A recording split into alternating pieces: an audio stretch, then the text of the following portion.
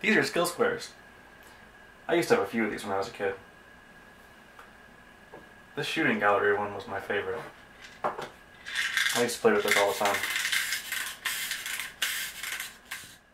Skill squares! You can wind them up and play them. Skill squares! What great, exciting games! There's Rescue Copter, wind it up and it goes. If you want to catch the ball, you gotta be on your toes. And the shooting gallery, where you try to aim straight. You can swing from a pole and go in ape. And they're each sold separate, but they're all the same shape. They're skill squares! Skill squares, Rescue Copter, shooting gallery, and going ape. Each sold separately by Tomy. Each skill squares is a small self-contained target game. You wind it up,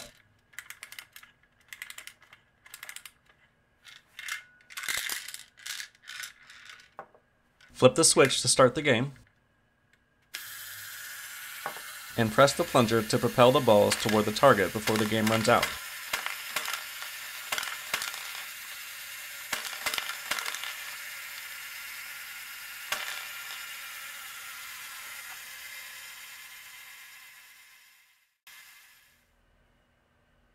These are the two skill squares that I remember having as a kid: Shooting Gallery and Rocket Tower. You can see that they're both the same size and shape on the outside. But on the inside, the object of the game between the two of them is very different. And that's one of the things that I like about skill squares. They're all similar, but they're also very different, and that makes them really fun to collect. There are 6 different skill squares. Each of them has a unique objective and different gameplay style. Let's take a look at the gameplay of each different skill squares. In Rescue Copter, a helicopter flies back and forth overhead. The goal is to get all 6 balls stuck to the helicopter at once. The bottom of the helicopter is magnetized, and the metal balls will stick to it if you hit it just right. Once they're magnetized, the balls will also stick to each other. It ends up forming a chain that dangles from the bottom of the helicopter. Kinda looks like rescued people ascending a rope to safety.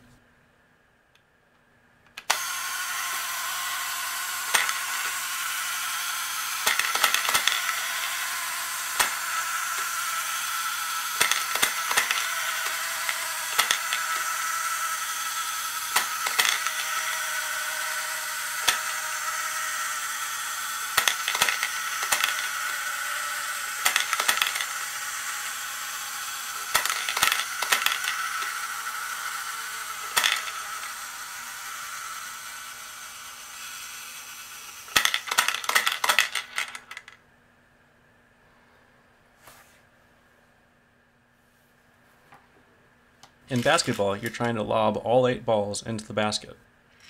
There's a guard in front of the basket that moves back and forth. He doesn't leave you much of an opening. You either have to go between his arms or around him when he moves out of the way.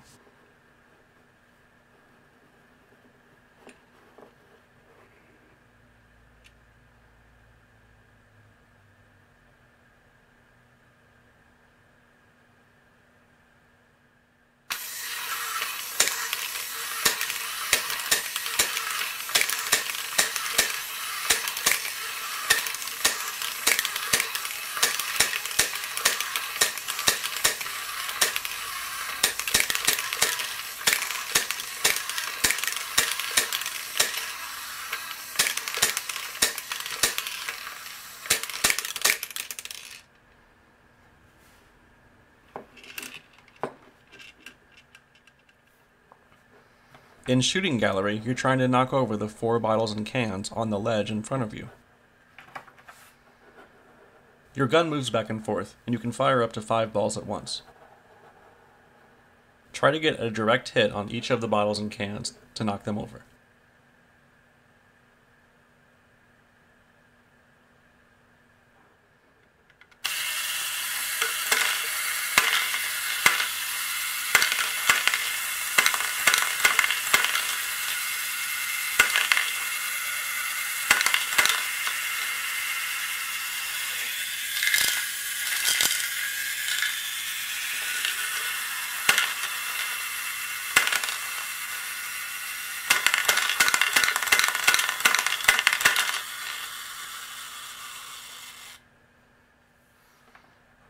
In Going Ape, you need to get all 8 of the balls into the well on the right.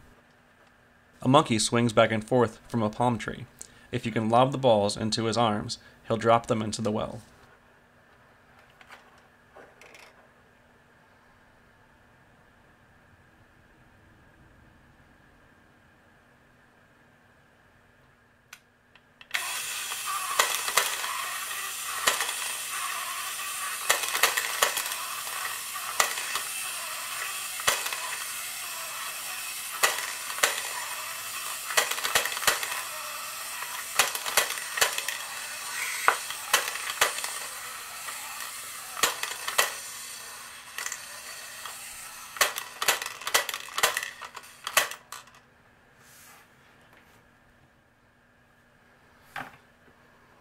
In Minnie Mouth, you try to get all 8 balls into the mouth.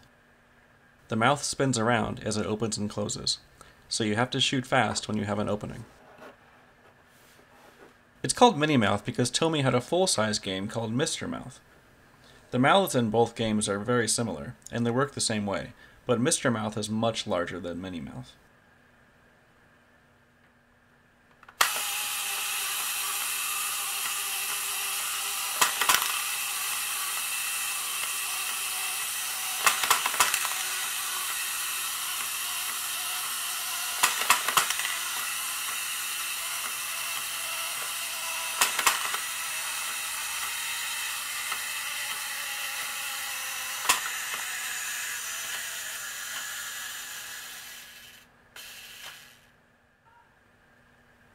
In Rocket Tower, you're trying to get all 8 balls into the 4 rocket ships that are flying in circles overhead.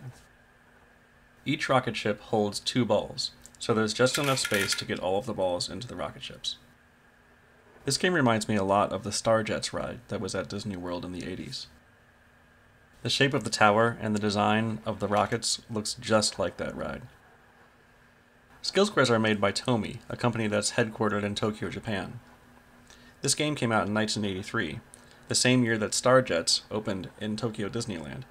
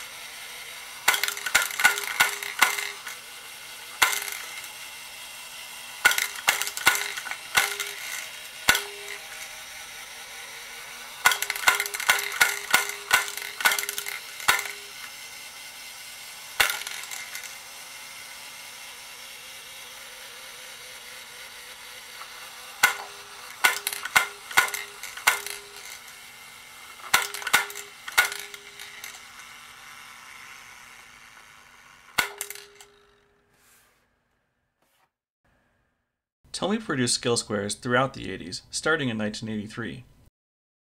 Wind 'em up for a movin' shootin' challenge. Test your skill. Quick, time's up. In 1987, they changed the name to Starcades. Your target moves, take aim and fire. You just can't stop. Your score gets higher. A mini arcade that fits in your hand. Shoot at your target before time runs out.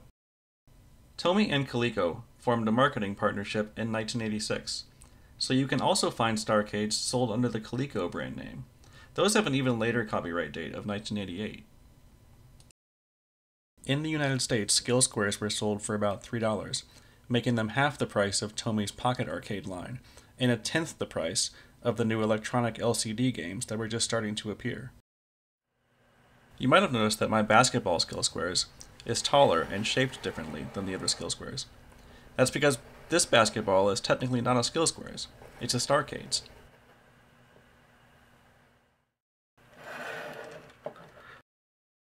The gameplay of the 6 different games is the same between Skill Squares and Starcades. Starcades still use the same wind-up mechanism, the same on-off control, and the same plunger. But there are a few revisions and improvements in Starcades. Starcade's most notable improvement is the curved front surface. You might think that the curved surface plays a part in guiding the balls toward the target, But the plunger in each game is already designed to send the balls toward the targets whether the curve is there or not. The real benefit is to visibility. You're typically playing the game looking down on it from the front. In the original Skill Squares, the seam between the front and top surfaces interrupts the view. Smoothing that transition in the Starcades gives a much better view of the gameplay. Starcades added artwork on the back panel behind the target. Maybe this helped increase the visual appeal on the peg, and helped differentiate the games from each other. It definitely gave Tomy more space for printed game instructions and information, so you'll see a lot more detail on the back of Starcades than you did on Skill Squares.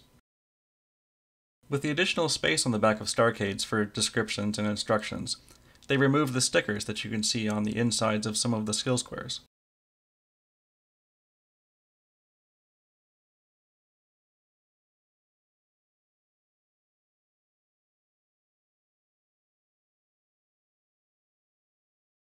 There were a couple color changes between Skill Squares and Starcades.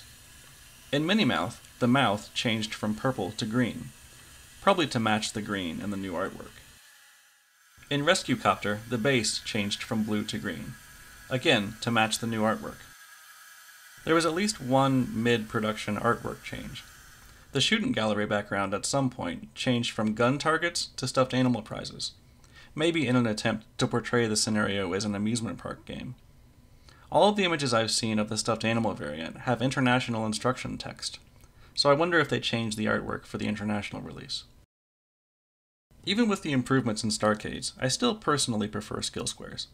I like that they don't have the artwork in back. The transparent back makes them look like they're miniature worlds that were captured under glass. I like the stickers on the inside of the game, next to the plunger. Putting the stickers under the transparent plastic inside the game makes it feel even more like a little world under glass.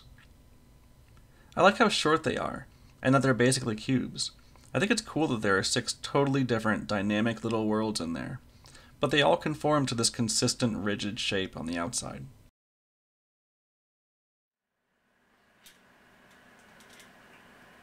I've got really fond memories of playing with these when I was a kid. Thanks for taking a look back at them with me.